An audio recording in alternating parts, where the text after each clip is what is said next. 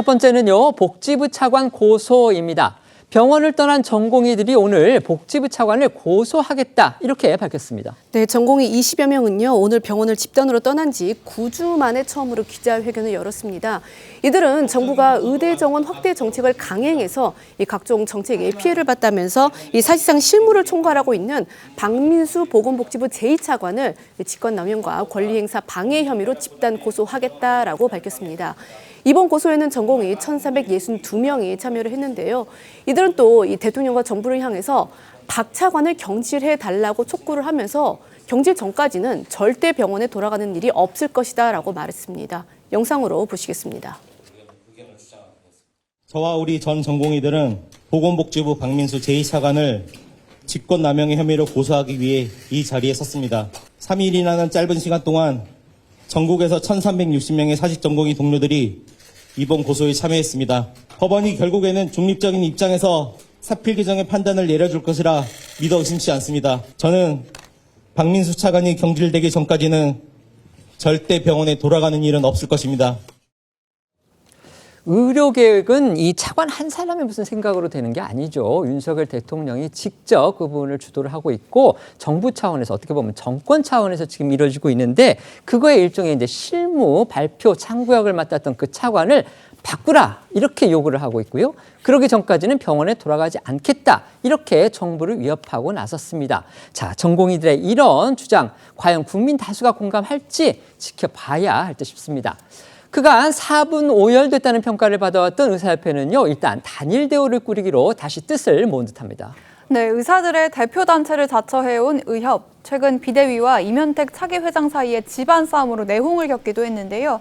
의협 비대위와 차기 회장 측은 어제 회의 후에 취재진들 앞에서 포옹과 악수로 화해를 알리면서 현재 의협은 한마음으로 똘똘 뭉쳐 있다고 밝혔습니다.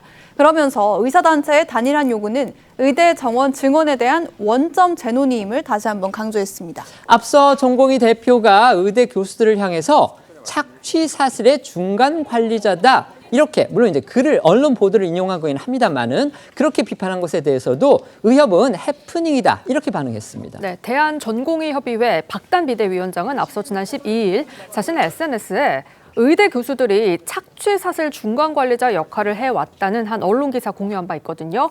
기사 일부 내용을 인용한 것이지만 전공의 대표가 스승격인 교수들을 저격한 걸로 비춰지면서 의료계 내부에서 논란이 되기도 했습니다. 네, 한 의대 교수는 댓글을 통해서 이 내부 총질이라는 취지로 맞받으며 사제지간이 아닌 직장 상사와 부하 직원 관계라면 교수들이 더 이상 전공의들을 지지할 필요가 없다고 비판하기도 했습니다. 여기에 이제 어제 그 의협 비대위가 전공의 대표인 이 박단 비대위원장이 해프닝이라고 했다면서 오해를 풀겠다 그런 입장을 내놓았다고 전했고요. 이 교수나 병원을 비난하려는 의도는 아니었다라고 해명을 했습니다. 총선에서 여권이 참패함에 따라서 정부의 의료개혁 의지가 영향을 받는 게 아니냐 이런 관측도 나왔습니다. 정부가 오늘 총선 이후 닷새 만에 의료개혁 의지에는 변함이 없다. 이 점 재차 강조했습니다. 네, 의사 집단 행동 관련 복지부 브리핑 총선 전날인 지난 9일부터 오늘까지 7일째 열리지 않고 있는데요. 오늘 예정된 브리핑도 어제 돌연 취소되기도 했습니다. 이런 가운데 오늘 조규홍 복지부 장관이 의사 집단 행동 중대위 회의 모두 발언에서 정부의 의료개혁 의지에는 변함이 없다고 밝힌 건데요. 목소리 직접 듣고 오시죠. 의료계 여러분은 집단 행동을 멈추고 조속히 대화에 나서 주시기 바랍니다. 2025년도 대입 일정을 고려할 때 시간이 얼마 남아있지 않은 상황입니다.